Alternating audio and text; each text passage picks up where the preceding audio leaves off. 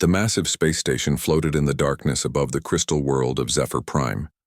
Inside its gleaming halls, the most powerful beings in the galaxy gathered for their monthly council meeting. The Zephyrians ruled this part of space with an iron fist, and their word was law across dozens of star systems. High Crystal Arc Vexthul stood at the center of the great chamber. His body was made of living crystal that glowed with inner light. Like all Zephyrians, he was tall and elegant, his form perfect and beautiful.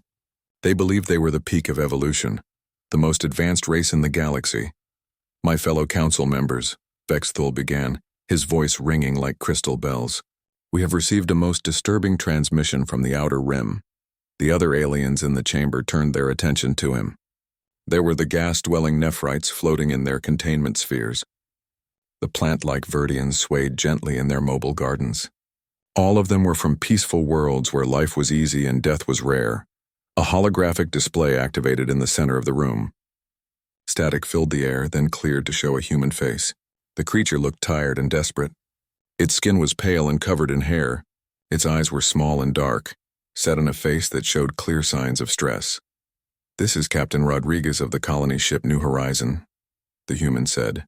"We have suffered critical system failures in our life support and propulsion systems. Our position is Sector 7G, grid reference 445.2 by 881.7. We have 3,000 souls aboard, including 500 children. Please, if anyone receives this message, we need immediate assistance. Our supplies will last maybe 2 weeks. Please help us." The transmission ended, leaving the chamber in silence. Then Vexthul began to laugh.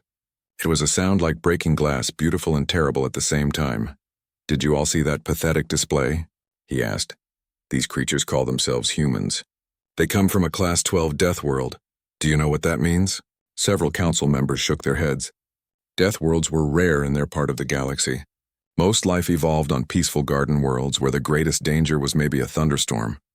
"It means," Vexthul continued, "that their home planet is one of the most hostile environments in known space. Extreme weather, dangerous predators, toxic atmosphere, radiation, earthquakes, volcanoes. Most civilized species would die within hours on such a world." A Nephrite counselor floated forward in its sphere. "Then how did they survive to develop space travel?"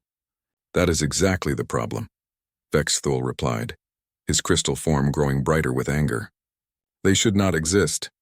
They are an abomination, a mistake of evolution.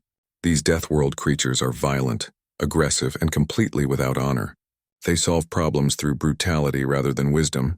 He gestured to the hologram, which still showed the last image of Captain Rodriguez. "Look at this creature. See the stress markers in its face. See how it begs for help instead of accepting death with dignity. This is not how a proper species behaves." "What do you propose we do?" asked a Verdian representative, its flower-like head tilting with curiosity. Vexthul smiled, and it was not a pleasant expression. "I propose we solve this problem before it spreads. These humans have somehow developed faster than light travel. If we allow them to establish colonies throughout the galaxy, their violent nature will corrupt everything we have built." He turned to address the entire council. "Fellow civilized beings, I call for an immediate vote.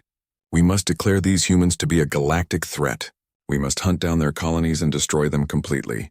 Every man, woman, and child must be eliminated before they can spread their death world madness to other species." The council chamber erupted in discussion. Some members seemed shocked by the harsh proposal, but others nodded in agreement.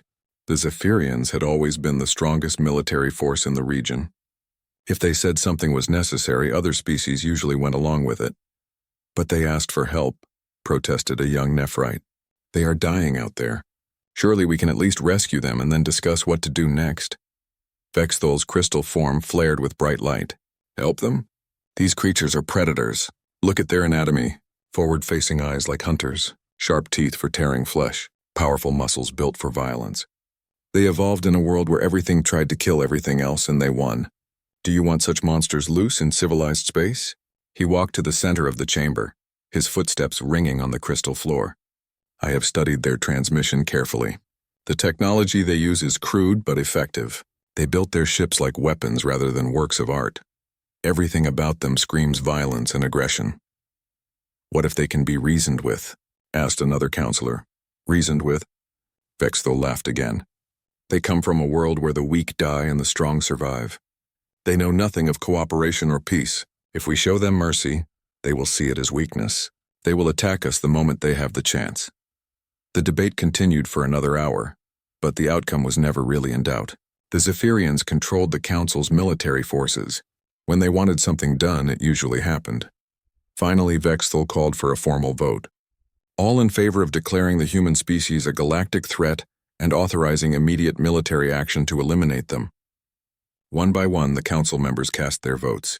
Some did so reluctantly, others with enthusiasm. In the end, the decision was unanimous. The humans would be destroyed. Excellent, Vexthal said. I will prepare our fleets immediately. First, we will deal with that colony ship. Then we will track down their homeworld and any other colonies they may have established. He activated the communication system and began composing a message. Instead of sending rescue ships to help the dying humans, he would send them something very different. To the human vessel New Horizon and any other human ships that may receive this transmission, he began. This is High Crystallarch Vexthal of the Zephyrian Empire, speaking for the Galactic Council. We have received your distress call and analyzed your species. He paused, enjoying the moment. We find you to be a threat to civilized space. Your violent nature and Deathworld origins make you unsuitable for peaceful coexistence with proper species. Therefore, we declare immediate extermination protocols against all human settlements and vessels. Our fleets are already moving to your position. Do not attempt to flee or fight. Your destruction is inevitable. Consider this a mercy, as we are saving the galaxy from the plague your species would become. He ended the transmission and smiled. Within days, the human problem would be solved forever. The galaxy would be safe from Deathworld contamination. Prepare the first fleet, he ordered his military commander. Use overwhelming force. I want these creatures to understand their place in the natural order before they die. As the council meeting ended and the various species departed, none of them realized they had just made the worst mistake in galactic history. They thought they were dealing with helpless refugees begging for aid. They had no idea they had just declared war on humanity. Admiral Sarah Chen stood on the bridge of the UEN Indomitable, staring at the communication display with cold eyes. She had just finished listening to the alien transmission for the third time. Each replay made her angrier. Play it again, she ordered. Her communications officer, Lieutenant Torres, hesitated. Ma'am, are you sure? We've already confirmed the translation is accurate. Play it again, Chen repeated. The crystalline voice of High Crystallarch Vexthal filled the bridge once more. The words were clear despite being translated from an alien language. The humans were a threat. They would be exterminated. Their destruction was inevitable. Chen had served in the Earth Navy for 25 years. She had fought pirates in the asteroid belt. She had commanded rescue missions to failed colonies. She had seen the worst that space could throw at humanity, but she had never heard anything like this. So let me understand this correctly, she said to her senior staff. We sent out a distress call asking for help, and their response is to declare war on our entire species.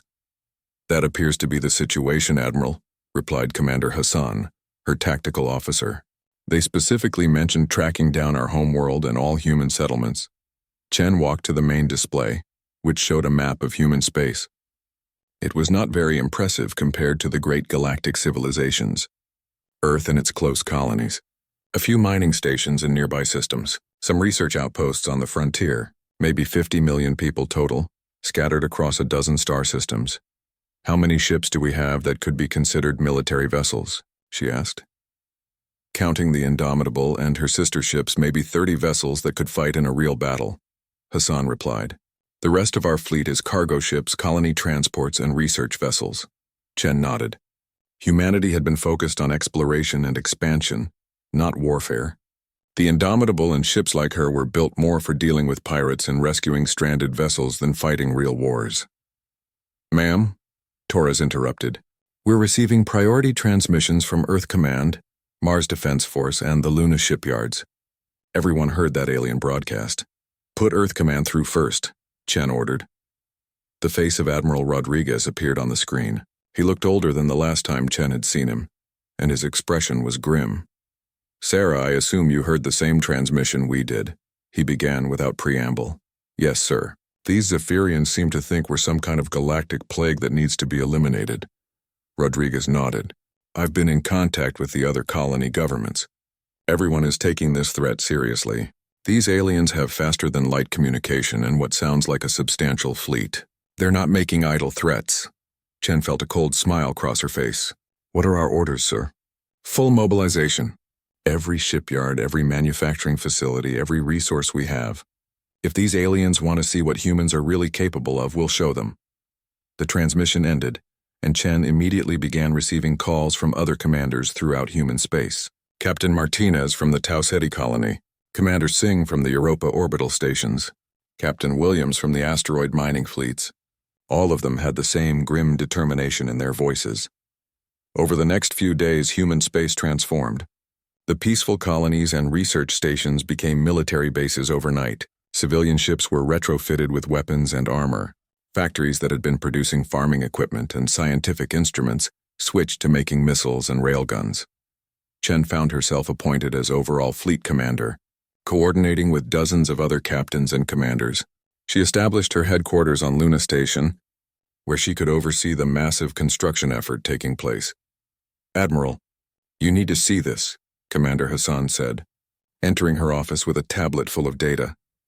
Chen looked at the numbers and felt her eyebrows rise. This can't be right. I've checked it 3 times. In just 1 week, we've doubled our military capacity. The civilian shipyards are pumping out warships faster than anyone thought possible. And these aren't just armed cargo haulers. These are purpose-built fighting ships. Chen studied the designs. The new ships looked nothing like the elegant vessels she had seen in alien transmissions. They were brutal, angular things covered in armor and bristling with weapons. They looked like they had been designed by people who understood that space was a hostile environment, where only the strong survived. What about personnel? She asked. That's the really interesting part, Hassan replied. We're getting volunteers from everywhere. Not just military personnel, but civilian crews, miners, colonists, even scientists. Everyone wants to sign up. Chen understood why. Humans had spent their entire evolutionary history fighting for survival on a planet that tried to kill them at every turn. Now aliens were threatening to wipe them out simply for existing. It was the kind of challenge that brought out the absolute worst in humanity, or the absolute best depending on your point of view. A week later, Chen received the message she had been waiting for. The colony ship New Horizon was still broadcasting distress signals from the outer rim. Long-range sensors showed alien ships moving toward their position. How many ships do we have ready for deployment? She asked her staff.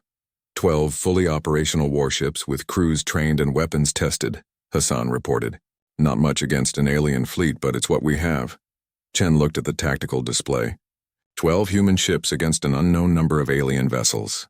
The smart move would be to wait, build up their forces, maybe try diplomacy. But Chen had not gotten to her position by making smart moves. She had gotten there by making the right moves. Signal all ships, she ordered. We're going to answer that distress call. Admiral, the aliens will be there first, Torres warned. Chen smiled, and it was not a pleasant expression. I'm counting on it. These Zephyrians want to see what Deathworld creatures are capable of. Let's give them a demonstration they'll never forget. The human fleet departed Luna 12 hours later. 12 ships against an alien empire. It should have been suicide. Instead, it was the beginning of the galaxy's education about what happened when you threatened humanity's children. Fleet leader Kexmara floated in the command chamber of his flagship, the Crystal Harmony. Around him, dozens of Zephyrian officers worked at their stations, their crystalline bodies glowing with the soft light of their homeworld. Everything was perfect, elegant, and peaceful. Report, Kexmara commanded as they dropped out of faster-than-light travel. We have arrived at the coordinates provided in the human distress signal, his navigator replied. Scanning for the colony vessel now. Kexmara studied the tactical display. The Kepler 442 system was empty except for a few gas giants and asteroid fields. It was the perfect place to eliminate the human threat without witnesses. Contact established, the communications officer announced. The human vessel is exactly where their transmission indicated. Designation, New Horizon. It appears to be dead in space, life support failing. Perfect, Kexmara said. Signal the fleet to form attack formation. We will destroy them quickly and then broadcast their destruction as a warning to any other humans who might be watching. His fleet consisted of 20 ships, each one a masterpiece of Zephyrian engineering. They were beautiful vessels with flowing lines and crystalline hulls that sparkled in the starlight. Their weapons were clean energy beams that could cut through most materials without leaving messy debris. Fleet leader, the sensor operator suddenly called out. I'm detecting additional contacts. Multiple ships approaching from the inner system. Kexmara frowned. Pirates? Scavengers? Unknown, sir. They're not like any ships in our database. The main display changed to show the approaching vessels. Kexmara felt a chill run through his crystalline form. These were not the elegant ships of civilized space. They were brutal, angular things that looked like they had been built for war. Their hulls were thick with armor plating and weapon ports covered every surface. How many? He asked. 12 vessels, sir. Much smaller than our ships, but heavily armed. Kexmara relaxed slightly.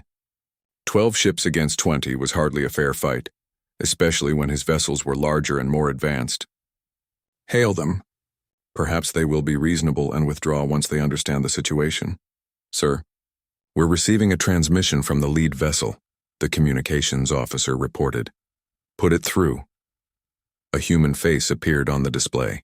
Kexmara had seen humans in the original distress call, but this one was different. This one had the hard eyes of a predator. This one was not begging for mercy. This is Admiral Sarah Chen of the United Earth Navy, the human said. You are in violation of interstellar law by threatening a civilian vessel in distress. Withdraw immediately or face the consequences. Kexmara laughed, the sound like wind chimes in a gentle breeze. I am Fleet Leader Kexmara of the Zephyrian Empire. We are here to eliminate a galactic threat. You will withdraw or be destroyed along with them. The human's expression did not change. I see. Then you are the ones who sent that declaration of war. Indeed. Your species is a plague upon civilized space. We will cleanse the galaxy of your presence. Admiral Chen nodded slowly. Fleet Leader Kexmara, you have just made the last mistake you will ever make. The transmission ended. Kexmara turned to his tactical officer. Begin the attack. Destroy them all. What happened next would be studied by military academers across the galaxy for generations to come.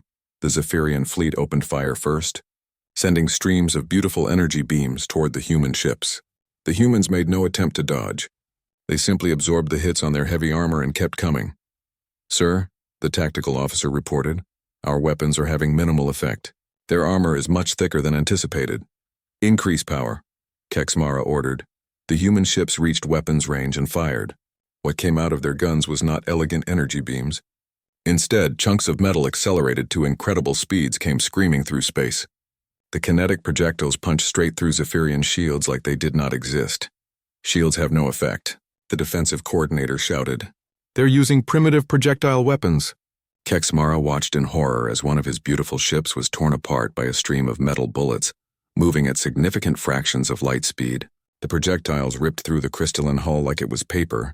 All ships evasive maneuvers, he ordered. But the human ships were faster than they looked. They moved through space like they belonged there, adjusting course and speed with an efficiency that spoke of long experience in hostile environments. Another Zephyrian ship exploded as human missiles found their target. Then another. The elegant crystal vessels were not built to withstand this kind of brutal assault. Sir, the humans are launching boarding pods, the sensor operator called out. Kexmara stared at the display in disbelief. Boarding pods? In the middle of a space battle?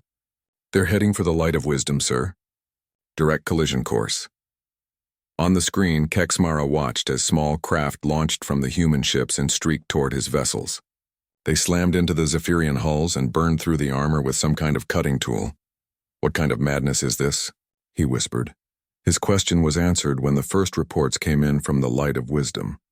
The human boarding parties had punched through the hull and were fighting their way through the ship's corridors.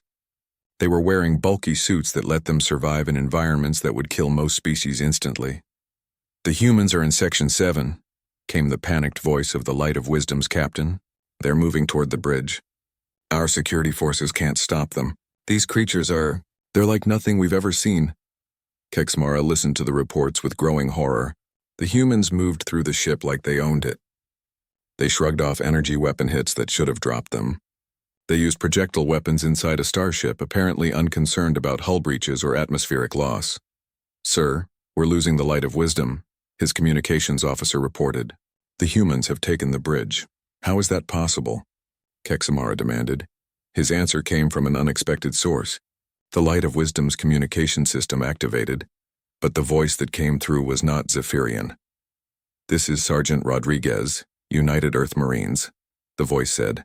"We have secured this vessel. Any Zephyrian crew members who wish to surrender should report to the nearest airlock immediately." Kexmara felt something he had never experienced before in his long life: absolute terror. These humans were not just fighting in space. They were boarding ships in the middle of battle and taking them intact. "All ships," he ordered, his voice shaking. "Full retreat." Emergency jumped to hyperspace, but it was too late. The human fleet had positioned themselves perfectly. As the Zephyrian ships tried to flee, they found their escape routes blocked by human vessels that seemed to anticipate their every move. One by one, the beautiful crystal ships of the Zephyrian fleet were either destroyed or captured. When it was over, only 3 ships escaped to carry word of the disaster back to the Empire. Kexamara's flagship limped away from the battle, its hull scarred and its crew decimated. As they jumped to hyperspace, the last thing he saw was Admiral Chen's ship moving to rescue the human colonists from the New Horizon. The humans had not just won the battle. They had made it look easy. And somewhere in the back of his crystalline mind, Kexmara began to understand that his people had just awakened something terrible. High Crystallarch Vexthul stared at the tactical display in his command center, his crystalline form flickering with unstable light. The reports from Fleet Leader Kexmara made no sense. 20 ships reduced to 3 survivors? Impossible. "Show me the battle recordings again," he commanded. The holographic display activated, showing the engagement at Kepler 442. Vexthul watched as his elegant fleet was torn apart by crude human vessels. He saw his ship's weapons fail against thick armor. He watched boarding pods ram into Zephyrian hulls like meteorites. "This cannot be accurate," he said. "The humans are primitives. They should not possess this level of technology." His military advisor, a younger Zephyrian named Nexhai, stepped forward. "High Crystallarch, I have analyzed the human weapons. They are using kinetic projectiles accelerated to extreme velocities. Our shields are designed to deflect energy weapons, not solid matter moving at significant fractions of light speed." Vexthul's form flared brighter. "Then modify our shields. It will take months to redesign our defensive systems. Meanwhile, long-range sensors are detecting human fleets moving throughout our territory. They are not just defending themselves, High Crystallarch. They are hunting us." As if to confirm his words, an alarm began sounding throughout the command center. The communications officer looked up from his station with terror in his crystalline eyes. "Sir, we're receiving distress calls from our mining station at Proxima Centauri B. They report human ships in the system, demanding surrender." "How many ships?" Vexthul asked. 3 vessels, sir, but the mining station has a full defense platform with 20 automated weapon systems." Vexthul waited for the follow-up report. It came 30 minutes later. "Sir, Proxima Centauri B has gone silent. Last transmission reported human boarding parties on the station." More alarms began sounding. Reports flooded in from across Zephyrian space. Human fleets were appearing in system after system, each one small but incredibly effective. They did not seem interested in conquering territory. Instead, they targeted military installations with surgical precision. "They're dismantling our entire defensive network," Nexhai reported, "and they're learning from each engagement. Intelligence reports show that human ships are incorporating our technology into their own designs." Vexthul moved to the strategic display that showed the entire Zephyrian Empire. Red markers indicated human attacks. There were dozens of them, scattered across their territory like a disease. "How is this possible?" he demanded. "They are one primitive species against a galactic empire." "High Crystallarch," his intelligence coordinator interrupted. "We may have underestimated the scope of human capabilities. Our analysis of their homeworld suggests they evolved in an environment of constant warfare, not just against other species but against their own planet itself." Vexthul turned toward the coordinator. "Explain." "Earth is a Class 12 death world, as we established. But what we failed to consider is what that means for the species that evolved there. Humans did not just survive in a hostile environment. They thrived in it. They developed technology specifically designed to overcome impossible odds." The coordinator activated a detailed analysis of human technology. "Their ships are built like their homeworld taught them to build. Redundant systems, heavy armor, weapons designed for close combat. They expect everything to try to kill them, so they prepare for the worst possible scenarios. And now they are applying those same principles to warfare in space," Nexhai added. Every human ship can operate in conditions that would destroy our vessels. They can fight in radiation fields, in the atmosphere of gas giants, even in the photosphere of stars. As if summoned by their words, another report arrived, this one from the Outer Rim, where a Zephyrian patrol fleet had encountered human ships near a star. The human vessels entered the star's corona, the terrified captain reported. Our ships cannot follow. The radiation would kill our crews instantly. The humans are using the star itself as cover while they repair battle damage. Vexthal felt something cold settle in his crystalline core. These were not the helpless primitives he had expected. These were apex predators from a world that had forged them into perfect killers. "Sir," the communications officer called out, "we're receiving a priority transmission from the Galactic Council. The other species they're demanding an explanation." The main display activated to show the council chamber. But instead of the usual orderly meeting, chaos reigned. Representatives from dozens of species were talking at once, their voices creating a cacophony of fear and anger. "Order!" shouted the Nephrite representative. "The humans have contacted us directly. They promise safe passage for any species that remains neutral in this conflict." "And what of those who stand with the Zephyrians?" asked a Verdian counselor. The Nephrite's response was barely a whisper. They made no promises about allies. Vexthal watched as the council he had once controlled dissolved into panic. Species that had supported the war against humanity were now desperately trying to distance themselves from the Zephyrian Empire. "We must open negotiations," suggested his diplomatic advisor. "Perhaps we can reach some kind of agreement." "Never." Vexthal's form blazed with angry light. "We will not negotiate with Deathworld savages." But even as he spoke, more reports arrived. Human fleets were growing larger and more sophisticated. They had captured enough Zephyrian technology to upgrade their vessels significantly. Worse, they seemed to understand galactic politics better than anyone had expected. "Sir," Nexai reported quietly, "long-range sensors detect a massive human fleet approaching the home system. Admiral Chen herself is leading over 200 ships." Vexthal stared at the numbers. 200 ships? How had the humans built so many vessels so quickly? The answer came from his intelligence coordinator. "High Crystal Arc, we believe the humans have converted their entire civilian infrastructure to military production. Every shipyard, every manufacturing facility, every resource extraction operation is now focused on building warships. They have turned their entire species into a war machine." Nexai added, "This is not just a military response. This is an existential commitment to victory." As the human fleet approached Zephyr Prime, Vexthal received one final communication. Admiral Chen's face appeared on the display, her expression cold and implacable. "High Crystallarch Vexthal," she began. "You declared war on humanity based on our request for help. You called us a plague and promised to exterminate our species. Now you will learn what actual Deathworlders do to those who threaten us."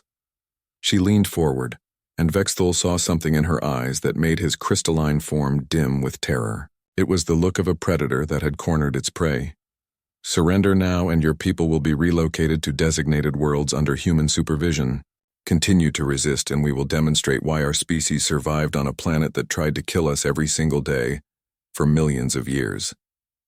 The transmission ended, leaving Vexthal alone with the terrible realization that he had awakened something that should have been left sleeping. Outside his command center, the beautiful crystal cities of Zephyr Prime gleamed in the light of their sun, but Vexthal knew that beauty would not save them from what was coming. The humans had arrived and they had brought the fury of a death world with them. Admiral Sarah Chen stood on the observation deck of her flagship, the Terra's Wrath, and watched the last Zephyrian defense station explode in a burst of crystalline fragments. Around her, the human fleet hung in space like a pack of hungry wolves, their dark hulls scarred by battle but still deadly. It had taken 18 months to bring the Zephyrian Empire to its knees. 18 months of systematic destruction of their military forces, their infrastructure, their ability to wage war. The beautiful crystal cities of their worlds now lay in ruins, their elegant spires shattered by human kinetic weapons.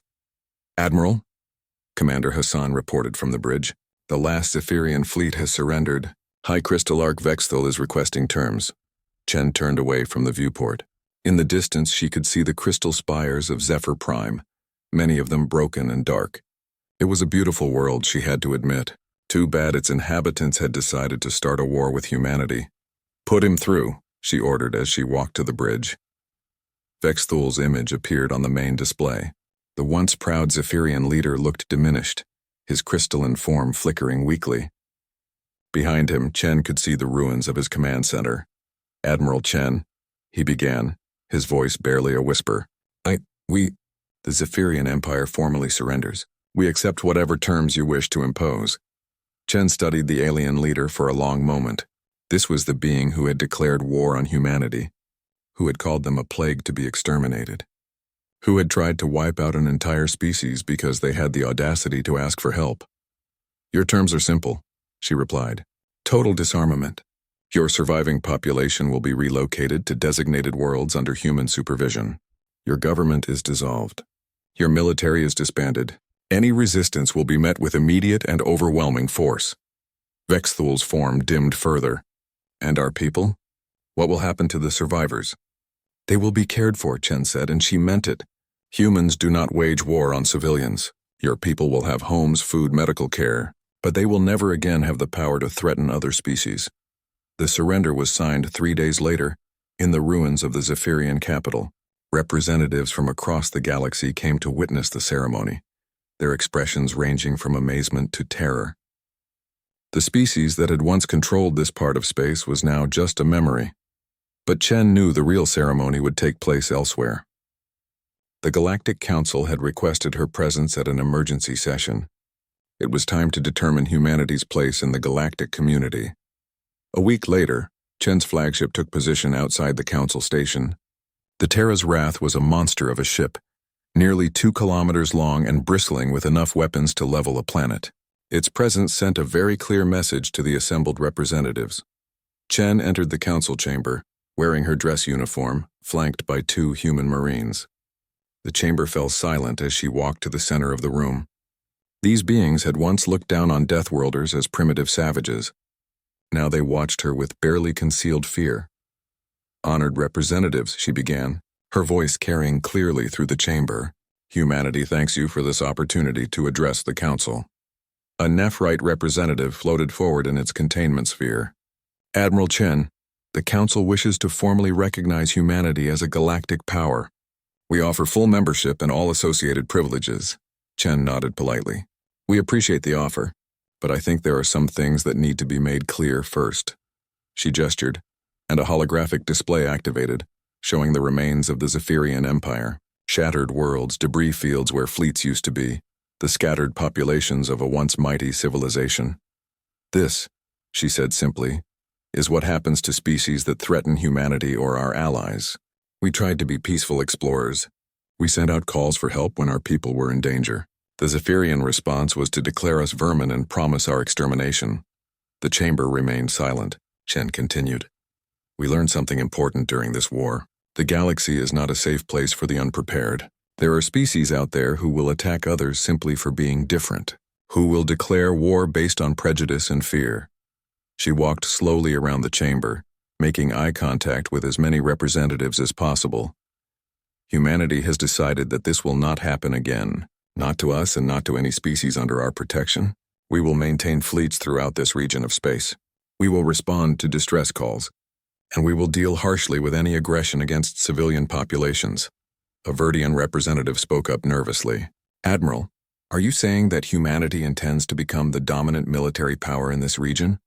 Chen smiled, and it was not entirely pleasant.